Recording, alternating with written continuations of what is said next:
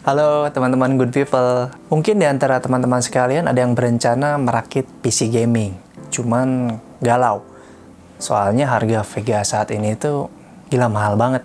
What the fuck? Tapi tetap bisa sih diakalin dengan cara menggunakan komponen PC yang bekas. Tapi mungkin butuh waktu yang lebih lama karena nggak semua orang jual komponen yang kita ingin rakit. Nah, di video kali ini saya akan share perakitan komputer untuk 4K gaming, namun dengan komponen PC bekas.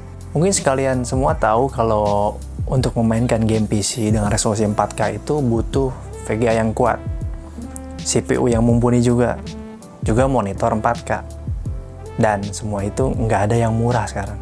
Tapi kalau memang bisa dengan komponen bekas, kenapa enggak? Selisih baru dan bekas itu lumayan, kita bisa beli komponen yang lain.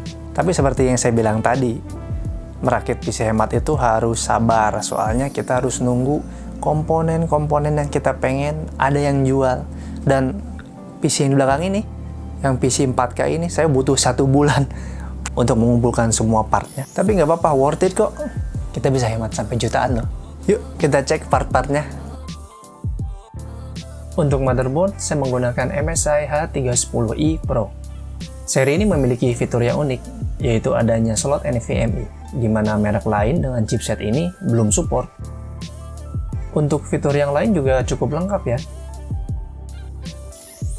Dengan ukuran ITX dan PJP hitam, juga dilengkapi heatsink, bikin motherboard ini terlihat cukup elegan. Untuk prosesor, saya menggunakan Intel Core i5 9400F.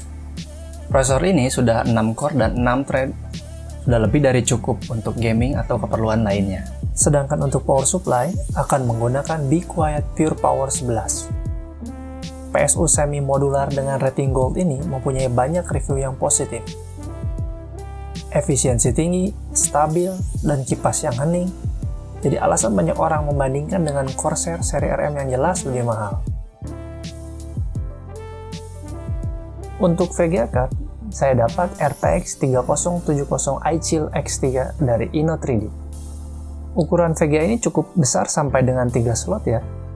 Dan jika kalian lihat, dari ukuran heatsink dan desain VGA ini nggak kalah dengan VGA yang jauh lebih mahal kayak Asus ROG Strix, Gigabyte Gaming, ataupun MSI Trio Gaming X.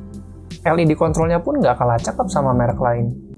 Sedangkan untuk storage utama, saya menggunakan SSD NVMe dari VGN ukuran 512 MB. Cuman sayangnya, setelah hunting part bekas ini selama sebulan dan hasilnya nihil, paksa dibeli baru. Kalau untuk RAM, saya pilih yang standar dari Samsung, tanpa heatsink dan tanpa RGB. Yang penting bisa diandalkan dan garansi lama. Jika pilih RAM modul RGB bekas, selisih harganya tuh bisa 200-300 ribu, cuma nambah lampu doang. Tapi ini kembali ke selera masing-masing ya.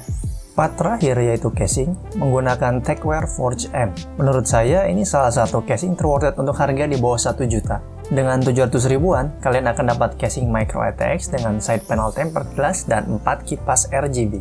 Di panel atas terdapat tombol power, kontrol mode LED, 3 slot USB, dan mix speaker jack, serta sudah dilengkapi magnetic dust filter. Di sini juga bisa pasang kipas 12 cm 2 buah dan radiator 240 mili. Di belakang motherboard kita punya ruang kosong sepanjang 2 cm. Nggak terlalu luas sih, tapi dengan manajemen kabel yang baik, saya rasa cukup. Di sini terdapat LED fan hub Orbis yang support sampai dengan 10 fan. Jika kalian beli terpisah, part ini seharga 300 ribuan loh. Part ini menempel di belakang pada velcro. Untuk mengontrol hub tersebut, sudah disediakan remote control yang sudah dilengkapi baterai. Jadi ada opsi lain selain tombol di panel atas casing. Tempat PSU sudah diberi cutout, jadi bisa kita lihat dari side panel. Di atas PSU terdapat lubang ventilasi honeycomb yang bisa juga kalian lengkapi dengan 2 kipas 120 cm. Hanya saja bahannya rada tipis. Di balik 3 kipas Orbis F1, sudah disediakan radiator cutout untuk kalian yang mau masang radiator di depan. Tempat menyimpan SSD pun tersedia di 2 titik. Untuk HDD 3,5 inci, kalian bisa pasang di belakang power supply. Di bagian bawah sudah ada dust filter yang bisa dibuka dengan 2 thumb screw. Penutup slot PCI Express di belakang juga dilengkapi dengan thumb screw.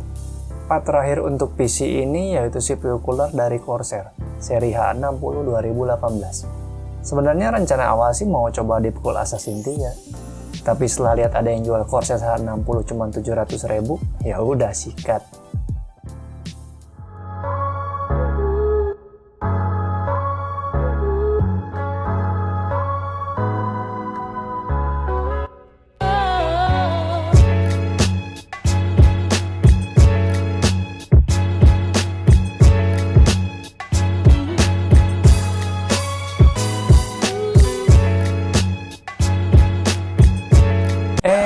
Tunggu.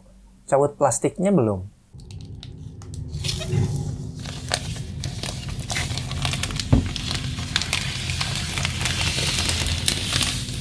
Oke, lanjut.